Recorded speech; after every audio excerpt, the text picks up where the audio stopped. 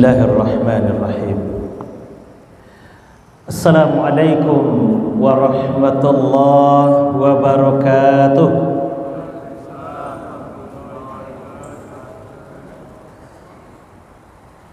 Bismillah walhamdulillah alladzi an'ama alaina bi ni'matil iman wal islam. Asyhadu an la ilaha illallah wahdahu la syarika lah wa asyhadu anna Muhammadan abduhu wa rasuluh sallallahu alaihi wasallam la nabiyya ba'dah. Allahumma salli wa sallim ala Muhammadin wa ala alihi wa sahbihi ajma'in. Bapak pengurus Masjid Raya Kemang Baru beserta jajaran kepengurusan beliau dekat masjid yang sama kita hormati dan kita muliakan, bapak-bapak, ibu-ibu, tokoh masyarakat, tokoh agama, tokoh adat yang hadir bersama kita pada malam ini yang kita muliakan, bapak-bapak, ibu-ibu, jemaah yang dirahmati dan dimuliakan oleh Allah Subhanahu wa taala. Syukur alhamdulillah kita ucapkan kehadiran Allah. Kembali malam ini kita dipertemukan oleh Allah di masjid yang kita cintai ini dalam rangka berubudiyah kepada Allah. Alhamdulillah, tadi kita sudah selesai melaksanakan salat maghrib berjamaah, dan insya Allah nanti juga akan kita lanjutkan setelah kajian ini salat isya berjamaah. Dan kita berharap semoga rangkaian-rangkaian ibadah yang kita kerjakan ini bernilai di sisi Allah hendaknya, amin ya rabbal alamin. Dan insyaallah Bapak Ibu, duduk awak di masjid sambil menunggu waktu salat berikutnya itu dihitung sebagai penggugur dosa di sisi Allah. Karena kata Rasulullah, salatul kaffarat, 3 hal yang akan menggugurkan dosa. Yang pertama, naklul aqdam ilal jamaah, melangkahkan kaki menuju jamaah. Maka setiap langkah awak dari rumah tiba di masjid itu dihitung sebagai penggugur dosa di sisi Allah, Pak Bu. Yang kedua, isbaghul wudu, menyempurnakan wudu. Maka setiap tetes air wudu yang mengalir dari wajah kita, dari tangan kita, dari kaki kita, insyaallah berguguran dosa-dosa kita. Yang ketiga kata Rasulullah, yang akan menggugurkan dosa itu intizarus shalah ba'das shalah, menunggu waktu salat setelah menunaikan salat. Awaklah selesai salat maghrib berjamaah, lalu awak duduk di masjid, maka duduk awak kini Bapak Ibu itu dihitung sebagai penggugur dosa di sisi Allah. Amin ya rabbal alamin. Ya walaupun duduknya memilih tonggak atau dinding sampai bersandar sambil mengunju-unju selayang, ngantuk-ngantuk selayang, tetap dihitung sebagai penggugur dosa di sisi Allah, Bapak Ibu. Baik, salawat dan salam kita doakan juga kepada Allah, semoga tetap tercurah kepada baginda Rasulullah Muhammad sallallahu alaihi wasallam. Allahumma salli ala Muhammad wa ala ali Muhammad. Bapak Ibu, kita awali malam kita dengan doa menyambut malam. Kita ambil doa pendek saja dari hadis riwayat At-Tirmizi nomor hadis 1381. Kata Rasulullah sallallahu alaihi wasallam, ketika Rasulullah menyambut malam, beliau akan selalu berdoa, Bismillahirrahmanirrahim. Allahumma bika amsayna wa bika asbahna wa bika nahya wa bika namut wa ilaikal masir. Allahumma bika amsayna wa bika asbahna wa bika nahya wa bika namut wa ilaikal masir. Ya Allah, bersamamu kami sore ini, kami harap tetap bersamamu sampai subuh nanti. Bersamamu hidup dan mati kami, kepadamu lah kami kembali, amin ya rabbal alamin. Bapak Ibu, kini kajian perdana setelah Ramadan ya Ustaz. Kajian perdana setelah Ramadan. Alhamdulillah kita sudah melewati Ramadan 29 30 hari. Ada yang 29, ada yang 30 hari. Karena ada yang memulai tarawih kemarin hari Jumat berdasarkan ilmu hisab. Dalilnya hadisnya firman Allah surah Ar-Rahman ayat 5. Kemudian ada juga yang memulai tarawih hari Sabtu berdasarkan ru'yatul hilal. Dalilnya hadis Rasulullah, sumu li ru'yatihi wafturu li ru'yatihi. Maka Bapak Ibu, bedalah walaupun babeda Bapak Ibu, tapi kedua-duanya punya dalil, maka kedua-duanya tidak bisa saling menyalahkan. Yang memulai tarawih hari Jumat betul, yang memulai tarawih hari Sabtu juga tidak salah. Awak di masjid awak mulai tarawihnya hari apa petang Bapak Ibu? Jumat apa Sabtu? Sabtu. Masya Allah, Sabtu. Nah, ada yang mulai tarawih hari Jumat juga tidak bisa kita salahkan, walaupun kita mulai tarawih hari Jumat, hari Sabtu. Cuman Bapak Ibu barangkali ikolah Ramadan yang membuat malaikat bingung Pak.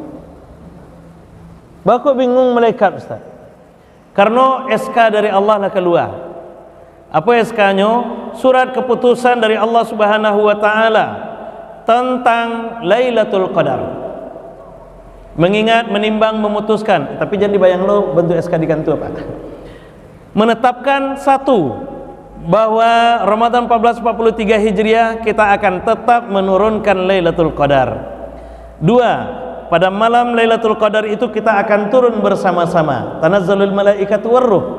Tiga, Lailatul Qadar kita tetapkan jatuh pada malam yang ke-27 kata Allah. Kira-kira bila malaikat turunnya Pak? Bila malam 27-nya kok ya Pak? Ayo. Bingung kan? Soalnya apa beda bila mulai tarawihnya? Kalau malam 27 bagi orang yang memulai tarawih hari Jumat, tentu baru malam 26 bagi kita yang memulai tarawih hari Sabtu. Kalau ditunggu lo malam 27 yang memulai hari Sabtu, tentulah lewat jadi malam 28 bagi kawan kita yang memulai tarawih hari Jumat. Bila malaikat turunnya Pak. Kita pun bingung memikirkan bila malaikat turunnya umpatnya. Sehingganya Bapak Ibu diambillah jalan tengah dari malaikat kok. Turun malaikat antara Jumat dan Sabtu. Yang memulai tarawih malam 27 antara Jumat dan Sabtu. Maka tentu turunnya di siang hari. Kalau turun di siang hari tentu dicari yang belahan bumi malam waktu itu. Nah, di mana malamnya yang berbeda jauh 2 balik jam. Di mana tuh? Di Amerika tentunya. Di Amerika beda jauh 2 balik jam. Kalau kini awak jam 7 malam, berarti di Amerika jam 7 pagi. Kalau dia awak siang, di Amerika lah malamnya. Dek karena malaikat turunnya siang, dicarilah, pailah malaikat ke Amerika bersama-sama. Asailah dah jadi awak dapat Lailatul Qadar. Makanya jangan beda-beda bila mulai tarawih itu kan, supaya samunya hitungannya. Tapi itulah selesai Pak Ibu. Biarlah, pokoknya kedua-duanya betul. Kedua-duanya tidak salah. Yang memulai tarawih hari Jumat betul dan tidak boleh menyalahkan yang memulai tarawih hari Sabtu. Yang memulai tarawih hari Sabtu benar dan tidak boleh menyalahkan yang memulai tarawih hari Jumat. Kedua-duanya insya Allah betul. Kalaupun rayonya sama, jumlah puasanya berbeda 29 dan 30 hari tetap sudah syahron kamilan, 1 bulan penuh insyaallah. Nah, tapi itulah selesai Bapak Ibu, dan untuk malam kini kita akan menyambung kajian kita di khutbah Jumat tadi terkait dengan rayo nan akan datang. Rayo Idul Fitri lah lewat, rayo Idul Adha akan kita hadang. Di Idul Adha itu ada satu perintah Allah yang sangat utama bagi kita yang belum diberikan kesempatan oleh Allah untuk ke tanah suci melaksanakan haji. Apa itu? Menyelenggarakan, mempersembahkan kurban terbaik di sisi Allah. Tadilah kita sampaikan di khutbah Jumat, hukumnya lah jaleh, ada yang mengecean wajib, Imam Abu Hanifah, yang didukung oleh Imam Al-Auza'i, yang kemudian juga didukung oleh Syekhul Islam Ibnu Taimiyah. Kemudian ada juga yang mengatakan sunnah muakkadah yang disampaikan, yang difatwakan oleh mazhab Malikiyah, mazhab Syafi'iyah dan mazhab Hanabilah, Imam Ahmad bin Hanbal. Nah, cuman Bapak Ibu, mohon maaf Bapak Ibu,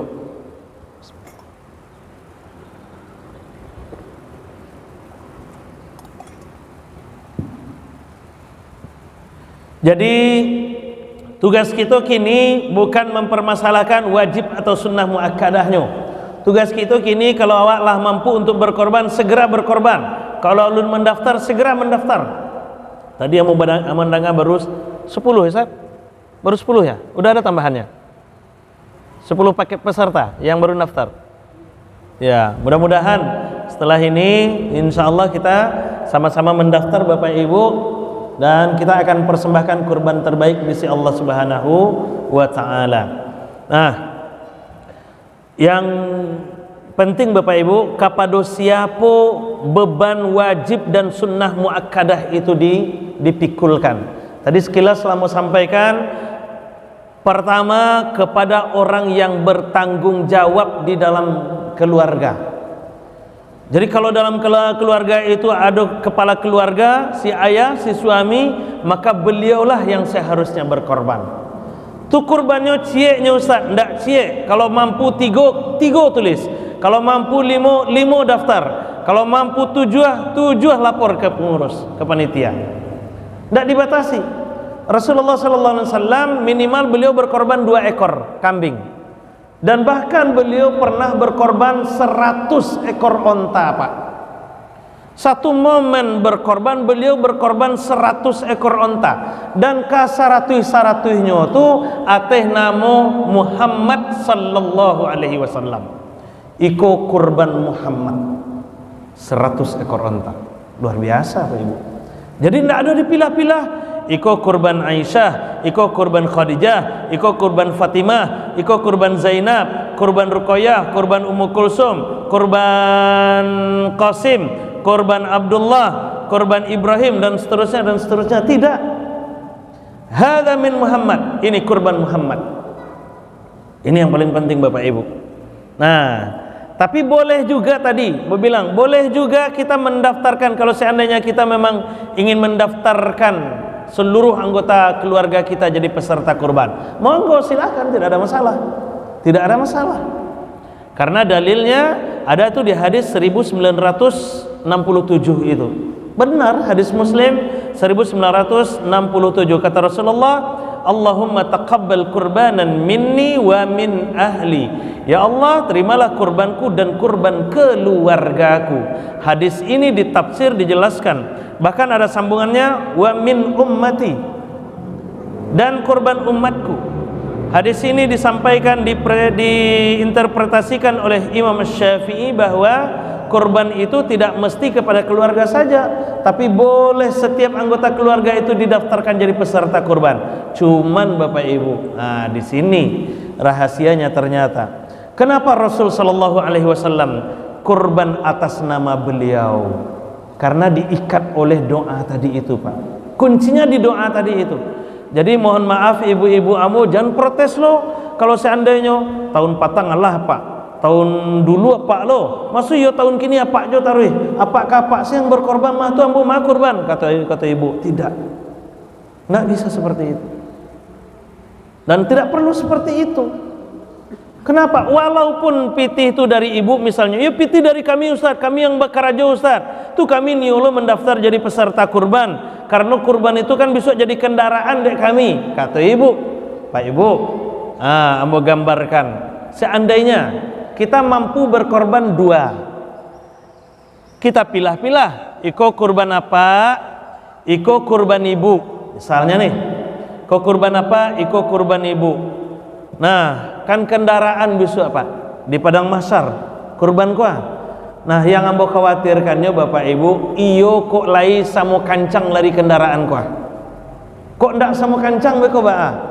Ado yang lah kancang duluan. Kiranya kurban apa tibo duluan di sarugo. Kurban ibu masih terseok-seok di jalan. Ketinggalan ibu. Ndak rugi ibu lah. Nah, itu. Jadi baca caranya supaya sama kancang, sama-sama tibo. Apa tibo, ibu pun sampai. Satukan kurban itu. Kalau seandainya 2, dia satukan 2, bikin karapan. Kayak karapan sapi Pak. Disatukan kan, kurban 2 ekor, 3 ekor, 5 ekor, 7 ekor, bikin karapan. Kayak karapan sapi, karapan kuda, karapan kambing, dan segala macamnya kan. Nah, di KB 2 ko Bapak Ibu, di belakang dibuek bendi. Apa yang mengendalikannya? Apa yang yang menghandle karapan tadi itu ibu duduk di dalam bendinyo sama anak-anak, sama keluarga, sama minantu, sama cucu. Jadi beko apa tibo ibu pun sampai. Nah, lebih enak gitu kan? Lebih enak begini supaya kita sama-sama sampai. Apa yang mengendalikannya? Jadi ibu bisa saya santai-santai duduk di belakang sambil selfie-selfie kan?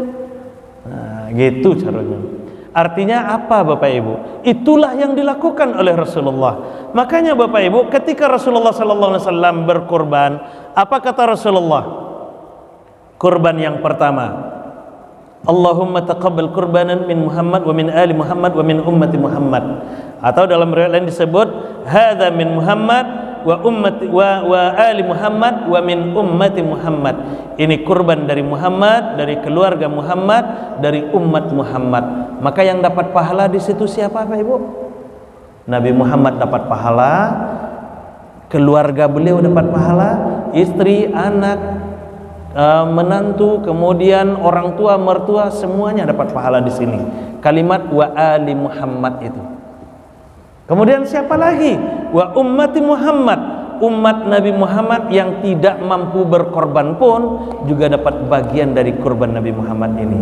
Sudah, masing-masingnya satu pahala tanpa ada yang dikurangi. Korban lagi Muhammad yang kedua, doa lagi, hadza min Muhammad wa ali Muhammad wa ummati Muhammad. Ini kurban dari Muhammad, keluarga Muhammad dan umat Muhammad. Maka siapa yang dapat pahala di sini? Nabi Muhammad dapat pahala, istri-istri dapat pahala, anak-anak dapat pahala, menantu dapat pahala, cucu dapat pahala, orang tua dapat pahala, mertua juga dapat pahala. Dua dapat pahala, masing-masingnya dua. Jadi berapa pahalanya? Muhammad dua pahala, Muhammad sallallahu alaihi wasallam. Istri-istri beliau Ummu Khadijah dapat dua pahala, Ummu Aisyah dapat dua pahala, Ummu Fatimah dapat dua pahala, Ali bin Abi Thalib menantu dapat pahala, Utsman bin Affan menantu dapat pahala, Ruqayyah, Ummu Kulsum, Zainab dapat pahala, orang tua mertua pun dapat pahala, masing-masingnya dua pahala. Lebih hebat ini Pak, lebih hebat ini. Nah, inilah yang namanya berserikat dalam hal pahala kurban. Berserikat dalam hal pahala kurban. Tapi kalau dipisah Pak, ini kurban apa? Iko kurban ibu, maka yang dapat pahala sia, disiko yang dapat pahala cuman apa? Disiko yang dapat pahala cuman ibu. Cuman dapat masing-masing satu pahala. Anak-anak yang 3 orang, 5 orang, 7 orang tidak dapat apapun. Mertua, orang tua juga tidak ada dapat apapun. Saudara-saudara juga tidak dapat apapun. Nah, situ ruginya kita. Situ ruginya kita. Oke Ustaz, kalau begitu kami berniat juga Ustaz. Ya Allah, terimalah kurbanku dan kurban keluargaku. Baik.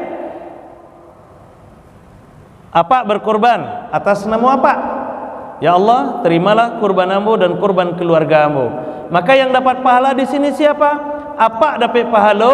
Ibu dapat pahala, orang tua pak dapat pahala, orang tua ibu dapat pahala, anak-anak dapat pahala, menantu dapat pahala, cucu dapat pahala, saudara-saudara apa dapat pahala, saudara-saudara ibu dapat pahala, insyaallah. Kurban yang kedua, ibu berkorban juga. Lalu ibu berdoa juga, ya Allah terimalah kurbanku dan kurban keluargaku. Maka di sini yang dapat pahala siapa? Ibu yang si pekurban dapat pahala, bapak si suami dapat pahala, orang tua mertua dapat pahala, anak-anak menantu dapat pahala, cucu dapat pahala, saudara ibu dapat pahala, saudara bapak tidak, saudara suami tidak. Kok gitu Ustaz? Karena bapak bukan tanggungan ibu. Bapak bukan tanggungan ibu, sementara ibu tanggungan bapak. Maka di kurban bapak ibu, saudara ibu dapat, tapi di kurban ibu saudara bapak tidak. Nah, di sini ruginya Pak Ibu. Jadi kalau seandainya berkorban terpisah, walaupun memang sudah berniat kedua-duanya, ya Allah terimalah kurbanku dan kurban keluargaku. Nah, masalahnya di sini. Maka sebaiknya bagaimana? Sebaiknya kita berbagi pahala bersama-sama, mendapat kemaslahatan. Makanya Nabi, Bapak Ibu, Nabi berkorban, ya Allah terimalah kurbanku dan kurban keluargaku. 2 ekor kambing beliau berkorban, itu niatnya. 100 ekor onta beliau berkorban, juga tidak memilah-milah, iko kurban Ruqayyah, iko kurban Khadijah, iko kurban Aisyah, tidak. Nah, gitu. Itu satu. Yang kedua Bapak Ibu, ini juga sekaligus barangkali seperti yang terjadi di tengah-tengah masyarakat kita, berkorban untuk orang yang sudah meninggal. Nah, Ustadz, bolehkah saya mengorbankan ayah saya, ibu saya yang sudah meninggal? Boleh enggak Bapak Ibu awak mengorbankan orang tua awak? Boleh enggak Pak? Awak mengorbankan orang tua awak? Tidak boleh Pak. Maksudnya orang tua awak dikorbankan ya Pak? Tidak boleh dong. Mengkurbankan boleh, mendaftarkan jadi peserta kurban boleh. Nah, jadi Pak Ibu, kalau pertanyaannya, Ustadz, bolehkah saya berkorban atas nama orang tua saya yang sudah meninggal? Maka jawabannya boleh. Jawabannya boleh. Tapi rugi. Di mana ruginya? Satu, kalau berkorban atas nama orang yang sudah meninggal, Bapak pengurus, Pak panitia, ini kurban saya, ini kurban almarhum untuk almarhum ibu saya. Tulis nanti nama saya dan nama almarhum ibu saya. Di nama saya kita bisa berbagi pahala Bapak Ibu, tapi di sini kita tidak bisa berbagi pahala. Kenapa begitu? Ini kalau sudah diniatkan untuk almarhum ibu atau almarhum ayah, maka si almarhum ini tidak mungkin lagi berdoa. Intinya kan di sini Pak, ya Allah terimalah kurbanku dan kurban keluargaku. Dia tidak akan bisa berdoa karena beliau sudah ada di alam kubur. Maka yang dapat pahalanya untuk beliau sendiri. Nah, jadi kita yang tidak dapat pahala dari sini. Kita tidak dapat pahala dari sini. Itu kerugian yang pertama. Kerugian yang kedua, kita kehilangan momentum sunnah. Sunnah apa? Kalau berkorban itu Bapak Ibu, kan kita disunnahkan menyelenggarakan kurban kita sendiri. Awak selenggarakan surang. Kalau bisa awak mandabia surang, awak kuliti, awak potong-potong, kemudian awak cincang-cincang, awak bagi-bagikan. Kan itu sunnahnya Bapak Ibu. Sekarang kami tidak sanggup Ustaz, kami wakilkan saja kepada panitia kurban. Boleh, monggo silahkan. Tidak ada masalah. Karena itu juga dilakukan oleh Rasulullah. Rasulullah juga pernah mewakilkan kurban beliau, menunjuk panitia kurban. Ketuanya Ali bin Abi Thalib, berdasarkan hadis riwayat Muslim nomor 3097 itu. Benar, tidak ada masalah. Jadi boleh. Nah, maka yang jadi masalahnya Bapak Ibu tadi, kalau orang yang lah meninggal dijadikan peserta kurban, tidak bisa menyelenggarakan kurbannya, kehilangan sunnah. Nah, kalau seandainya tidak bisa pun, kita masih disunnahkan lagi. Apa itu? Menyaksikan penyembelihan hewan kurban. Kalau anda tidak sanggup menyelenggarakan sendiri, maka sunnahnya saksikan penyembelihan hewan kurban. Bagaimana mungkin orang yang sudah meninggal akan menyaksikan penyembelihan hewan kurbannya Pak Ibu? Ambo khawatir besok Pak, kok diimbau didaftarkan Abdullah almarhum jadi peserta kurban misalnya. Lalu di pas penyembelihan hewan kurban diimbau dek panitia, bapak-bapak, ibu-ibu, peserta kurban yang ketiga, insyaallah hewan kurbannya akan segera kita sembelih. Maka kepada peserta kurban kelompok ketiga, silakan hadir ke lapangan menyaksikan penyembelihan hewan kurbannya. 1. Abdullah almarhum, kata panitia. Hadir almarhum di lapangan itu bisa bagati. Lai kata lo dewa. Tibonyo nih menyaksikan hewan kurban muka di dabiah mah kecilnya kan. Nah, satunya menyaksikan bisa. Tuh. Nggak mungkin kan? Jangankan awak algojo yang sedang memegang golok, saya takut dia buku tepat. Kalau hadir beliau kan. Nah, itu di situ kehilangannya kita. Kehilangan momentum kita, momentum sunnah. Maka kalau ingin berkurban, kurban atas nama orang yang masih hidup, kecuali ada wasiat. Kecuali ada wasiat. Kalau misalnya orang tua kita meninggal dan ada harta yang ditinggalkannya, nah besok kalau mama papa meninggal, ama ayah meninggal, iko harato kalau seandainya besok tiba di momen Idul Adha, daftarkan mama papa sebagai peserta kurban. Ada harta yang ditinggalkannya dan bisa didaftarkan jadi peserta kurban, tidak melebihi dari sepertiganya, maka kita wajib menunaikannya. Tapi kalau itu kurban wasiat Bapak Ibu, kalau memang itu benar-benar kurban wasiat, maka kita ahlul bait, ahlul waris tidak berhak menerima sedikit pun jatah peserta kurban. Nggak ada, karena kasadonya harus disedekahkan. Kalau itu kurban wasiat, karena jatuhnya sudah kurban wajib. Nah, mesti disedekahkan semuanya. Dan tidak ada paket untuk peserta kurban almarhum yang berwasiat ini, walaupun ahli warisnya ada, jadi tidak boleh kita ngambil. Nah itu, jadi kalau ada wasiat monggo silakan, tapi kalau tidak ada wasiat maka boleh juga didaftarkan, tapi ya tadi konsekuensinya. Nah sebaiknya bagaimana?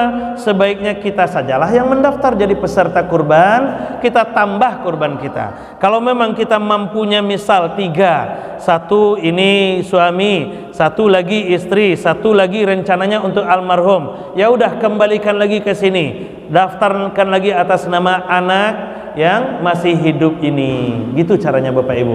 Maka dengan begini Bapak Ibu, insya Allah hadis riwayat Muslim 1381, kata Rasulullah sallallahu alaihi wasallam, idza matal insan in qata amaluhu illa min thalath shadaqatin jariyatin aw ilmin yuntafa'u bih aw waladin sholihin yad'ulah. Dan disinilah sebenarnya kuncinya Bapak Ibu. Kalau orang sudah meninggalkan, putus kesempatannya beribadah, kecuali yang akan mengalir 3. Pertama sedekah jariyah, yang kedua ilmu yang bermanfaat, yang ketiga doa dari anak yang soleh. Jadi Bapak Ibu, di hadis ini jelas, hadis Muslim ini jelas, doa dari anak yang soleh. Walaupun anak 7 misalnya, kalau tidak ada soleh ke 7-7-nya, belum tentu doanya dikabulkan. Tapi kalau dari yang 7 ini ada 1 orang yang soleh, maka yang soleh ini nanti doanya, berlakulah hadis itu, tidak ada hijab ketika seorang anak berdoa untuk orang tuanya. Baru berlaku hadis itu. Karena apa Bapak Ibu? Dia seperti ini Pak. Makanya Pak Ibu, aku ingin sampaikan dulu kunci doa untuk orang tua itu. Kan doa untuk orang tua itu berbeda tuh Pak. Berbeda dengan doa-doa yang lain itu. Kalau doa biasa, doa yang lain misalnya doa minta keselamatan, Allahumma inna nas'aluka salamatan fid din, ya Allah beri kami keselamatan, langsung. Doa minta rizki, Allahumma rzuqna rizqan halalan thayyiban wasi'an mubarakan fi, ya Allah beri kami rizki yang halal, yang luas, yang penuh berkah, langsung. Ya Allah beri kami rizki, langsung. Tapi doa untuk orang tua tidak. Doa untuk orang tua itu Rabbighfirli wali walidayya, aku dulu, ya Allah ampuni dosaku, baru dosa orang tuaku. Jadi tidak langsung Pak Ibu. Walaupun judulnya doa untuk kedua orang tua, ya Allah ampuni dosa orang tuaku, tidak, ya Allah ampuni dosaku dulu. Nah, ampuni dosaku itu apa maknanya? Solehkan aku, lalu kemudian dalam status kesolehan itu nanti aku berdoa, ya Allah ampuni dosaku ya Allah, maka di saat itu Allah akan ampuni dosa kita. Maka di saat dosa kita terampuni, hijab akan terbuka. Wali walidayya ya Allah, ampuni pula dosa orang tuaku ya Allah, maka Allah akan ijabah doa kita. Nah, makanya Bapak Ibu, kalau awak kabar korban misalnya, korban saja atas nama kita. Dalam rangka apa? Dalam rangka mensolehkan diri kita. Solehkan diri kita, rajin baca Al-Quran, rajin bertahajud, rajin puasa sunnah, rajin infak sedekah, dan bahkan rajin berkorban. Banyak korban kita misalnya. Itu adalah upaya mensolehkan diri kita. Di saat status kita soleh di hadapan Allah, ya Allah selamatkan orang tua hamba ya Allah, akan Allah selamatkan. Tidak perlu dengan korban, dengan status kesolehan kita itu kita selamatkan dulu. Karena itu yang ditunggu beliau. Nah, gitu caranya Bapak Ibu. Oke, nah jadi Siapa yang dituntut untuk berkorban? Sebenarnya orang yang masih hidup, dan itu pun orang yang bertanggung jawab dalam keluarga. Dah selesai itu. Kemudian apa lagi? Hukum menjual kulit hewan kurban. Nah, ini juga sering nih Pak dipertentangkan di tengah-tengah masyarakat. Ustaz, bagaimana hukumnya menjual kulit hewan kurban? Tidak. Kata Rasulullah sallallahu alaihi wasallam, kata Ali bin Abi Thalib, Rasulullah sallallahu alaihi wasallam memerintahkanku. Rasulullah sallallahu alaihi wasallam memerintahkanku untuk menyelenggarakan kurban beliau dan mensedekahkan semua dari hewan kurban beliau itu. Bahkan Bapak Ibu, bukan hanya dagingnya, luhumiha, bukan hanya dagingnya, tapi juga masuk wa ajillatiha, sampai-sampai kapelana onta itu juga disedekahkan Pak. Semuanya disedekahkan. Maka dengan begitu termasuk juga kulitnya disedekahkan. Luhumiha wa juludiha wa ajillatiha, dagingnya, kulitnya, bahkan pelananya, perhiasannya disedekahkan semuanya. Sedekahkan semuanya. Nah, masalahnya Bapak Ibu, kalau di Sikontah baiklah prosesinya. Yang kulit ini gimana Ustaz? Dibagikan. Dipotong, dibagi-bagikan ke masyarakat. Dipotong-potong Pak. Nanti ada dimanfaatkan sama masyarakat. Ada daging sepotong-sepotong tuh. Daging misalnya dipotong selembar-selembar kayak gini nih. Yang apa? Kulit. Iya Pak. Oh, mana yang mau dibawa? Masya Allah. Ada mungkin solusi yang tidak mau ini yang jadi masalah. Kita masukkan ke kantong misalnya kan, ada yang tidak mau nanti terbuang dia, mubazir dia Pak. Dipisah. Siapa yang mau aja. Nah, Bapak Ibu, ada mungkin solusi yang lain. Kamu tawarkan. Kalau seandainya ada juga di tempat kita, misal, kalau ada penadah kulit, ada penadah kulit misalnya kan, kita jual ke penadah kulit itu. Tapi kan tidak boleh menjual Ustaz. Nah, caranya yang penting, dan peruntukannya yang penting. Kurban itu Bapak Ibu, misal nih, kurban kita 2,5 juta. Kan tidak dibelikan ke hewan kurban semuanya. Yang dibelikan ke hewan kurban nanti paling 2.400.000 tuh Pak. Yang 700 untuk biaya pelaksanaan. Ya seperti itu Ustaz. Nah, 100 untuk biaya pelaksanaan, 100 kali 7. Nah, 700 untuk biaya pelaksanaan, 2.400.000 kali 7 itu yang dibelikan hewan kurban.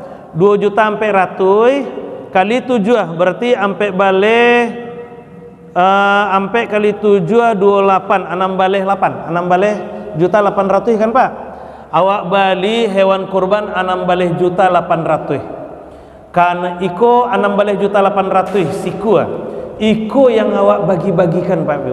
Iko yang harus disedekahkan semuanya itu. Iko yang masuk dalam hadis dari Ali bin Abi Thalib itu.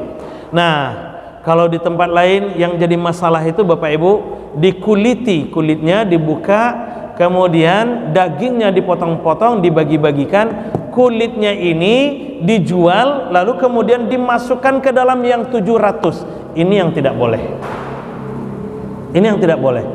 Nah, kalau di praktek kita kulitnya dipotong-potong, lalu siapa yang mau ngambil? Seperti itu Bapak Ibu. Mungkin bisa dimanfaatkan, tapi mungkin ada juga nanti yang tidak termanfaatkan. Bagaimana Bapak Ibu, saya tawarkan yang kulit 1 lembar ini kita biarkan aja utuh. Kita biarkan utuh. Kalau misalnya di tempat kita, di masjid kita ada 10 ekor kurban misal, 10 ekor kurban berarti 10 lembar kulit. 10 lembar kulit inilah nanti yang kita jual, kita jual ke penadah kulit. Hasil penjualannya jangan dimasukkan ke yang 700 tadi. Hasil penjualan ini tetap kita bagi-bagikan, karena prinsipnya sama dengan ini.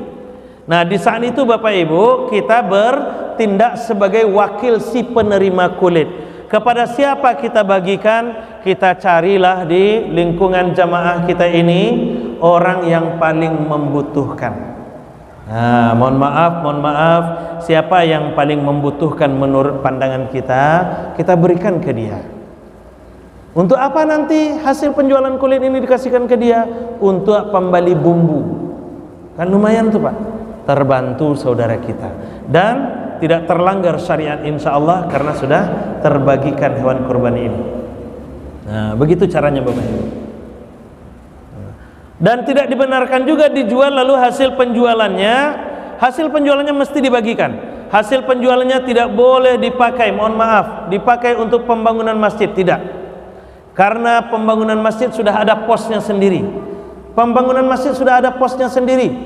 Yang ini adalah sedekah orang yang berkorban kepada orang-orang yang akan menikmati hewan kurban itu. Jadi diberikan semuanya. Ada juga memang ada pendapat itu kan boleh Ustaz, asalkan untuk kemaslahatan umat.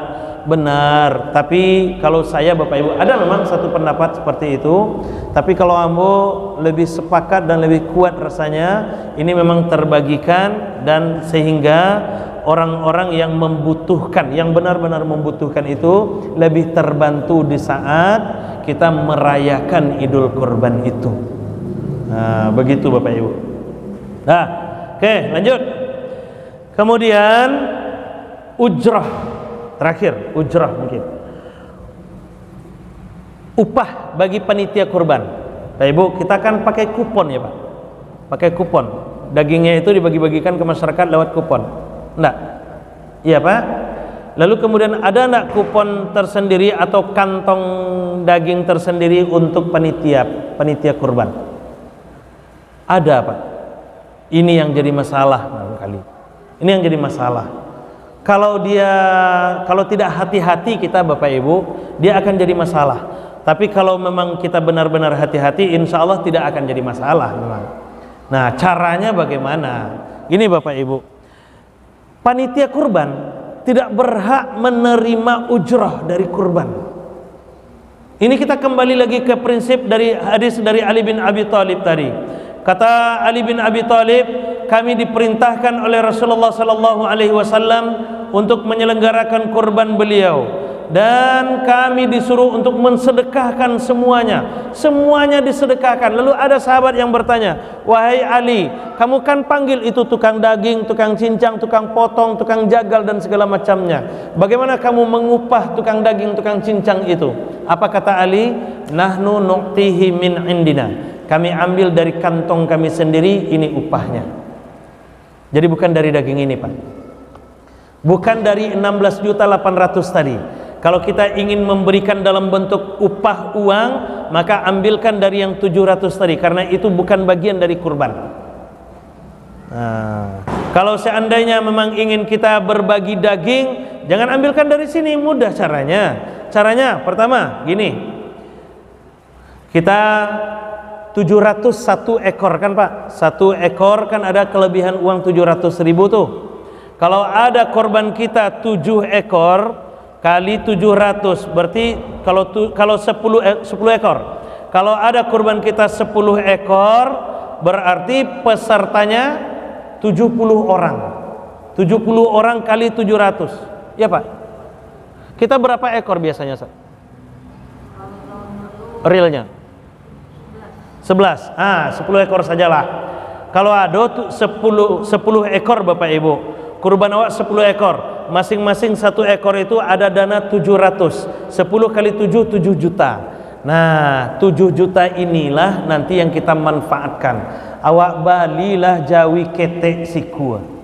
Awak bali jawi ketek sikua Pak Ibu, yang harganya tercukupilah dengan 7 juta ini. Atau kalau seandainya kita butuh dana lebih, kurangi lagi atau tambah lagi dari 2.500.000 itu. Bisa kok. Bisa. Yang jelas pisahkan. Yang jelas pisahkan. Bara tabali hewan kurban segitu mesti kita sedekahkan. Nah, sisanya ini untuk biaya penyelenggaraan ini, ikolah beko untuk pembeli terpal, pembeli kantong kresek, pembeli ember segala macam, pembeli makan, kopi, rokok segala macam. Rokok enggak usah lah. Nah, kemudian kalau seandainya cukup beko Bapak Ibu, awak bali jawi ketek sikua, walaupun tidak mencukupi syarat kurban tidak ada masalah, karena kita tidak berkorban. kita balik jawi ketek siku awak dabih di saat penyembelihan hewan kurban tu. Jawi ikolah beko yang awak bagi-bagi dagingnya untuk panitia kurban. Aman awak dari syariat. Aman awak dari syariat insyaallah. Nah, gitu caranya. Atau kalau seandainya tidak memungkinkan, maka ambil jatah dan mesti merelakan peserta kurban. Peserta kurban ada 70 orang. Karena sapinya 10 ekor. Peserta kurban ada 70 orang. Satu hewan kurban itu untuk 7 orang kan Bapak Ibu. Satu hewan kurban untuk 7 orang. Satu hewan kurban itu barik dagingnya 70 kilo misal. 70 kilo. Jatah peserta kurban sejatinya kan sepertiga. Sepertiga dari 70 kilo berarti 23 kilo. 23 kilo itu jatah peserta kurban yang 7 orang. Yang sisanya itu dibagi-bagikan kepada qani'a wal mu'tar sesuai dengan firman Allah surah Al-Hajj itu. Nah, yang 23 kilo kolah Bapak Ibu, beko kalau dibagi 7 berarti kan dapat 3 kilo surang. Jangan ke 3 kilonya diagihan ke peserta kurban. Kasih 2 kilo, 2 kilo, 2 kilo, 2 kilo. Maka akan tinggallah di sini 9 kilo. Di sini tinggal 9 kilo. Hewan pertama 9 kilo, hewan kedua 9 kilo, hewan ketiga 9 kilo, hewan keempat, kelima, keenam, ketujuh, ke-8 sampai ke 10 9 kilo. Dapatlah kita daging 90 kilo. 90 kilo iko yang dihadiahkan kepada orang yang membantu peserta kurban tadi. Itu hadiah dari jatah peserta kurban. Paham Bapak Ibu kan? Paham kan Pak? Itu jatah peserta kurban yang awak ambil, bukan jatah masyarakat yang 2/3 ini. Kalau seperti itu insya Allah aman. Kalau seperti itu insya Allah aman kita. Aman dari pelanggaran syariat. Nah, maka Bapak Ibu, karena ini adalah ibadah. Kurban ini ibadah. Bapak Ibu barangkali kalau di tempat kita mungkin tidak terlalu bermasalah. Mohon maaf Bapak Ibu. Nah, di beberapa tempat, bagian tempat ini bahkan kadang-kadang main golok Pak. Sampai batangka bacaka panitia kurban. Gara-gara itu memang sangat sensitif ini. Maka karena ini sangat sensitif, tapi Bapak Ibu perlu kita catat ini adalah ibadah. Ini adalah ibadah. Kalau ibadah ada tuntunan syariatnya. Kalau ada tuntunan syariatnya, kita tidak bisa lari dari tuntunan syariat. Kalau awak keluar dari tuntunan syariat, maka ibadah kita tentu akan bermasalah. Ini yang kita khawatirkan Bapak Ibu. Jangan sampai nanti ibadah kita bermasalah hanya gara-gara kita terlanggar, ada bagian-bagian dari syariat yang terlanggar, terlupakan, terlalaikan oleh kita. Sekali lagi, ini adalah ibadah. Tuh. Nah, terakhir Bapak Ibu, kepada panitia kurban, terakhir mohon maaf, kepada panitia kurban, mari kita selenggarakan kurban kita dengan sebaik-baiknya. Kepada jemaah kami menghimbau, mari kita persembahkan hewan kurban terbaik di sisi Allah Subhanahu wa taala. Kita tidak akan miskin karena berkorban. Insyaallah itu adalah bagian dari upaya penjemput rezeki kita kepada Allah Subhanahu wa taala. Kemudian kepada peserta kurban, kalau kita memang bisa menyelenggarakan sendiri, kerjakan sendiri. Tapi kalau tidak mampu, serahkan kepada panitia. Tapi jangan, kalaulah diserahkan, jangan sampai ada upek puji kepada panitia beko. Jangan sampai ada upek. La yanalallahu luhumuha wala dima'uha walakin yanaluhu taqwa minkum. Yang sampai kepada Allah itu bukan darah, bukan dagingnya. Yang sampai kepada Allah itu adalah nilai ketakwaan dan keikhlasan kita. Kalau sudah diserahkan, serahkan bulat-bulat, insyaallah itu akan jadi ibadah. Kalau kepada penyelenggara, selenggarakan sesuai dengan tuntunan syariah. Insyaallah bagi penyelenggara itu juga akan menjadi ibadah. Dan mudah-mudahan ini adalah ibadah terbaik bagi kita, dan kita berharap semoga Allah menerima ibadah kita. Amin ya rabbal alamin. Karena waktu Isya sudah masuk, kita akan sholat Isya lebih dahulu. Nanti kalau seandainya ada hal yang perlu kita diskusikan, nanti akan kita diskusikan setelah Isya insyaallah. Mohon maaf, terima kasih. Assalamualaikum warahmatullahi wabarakatuh.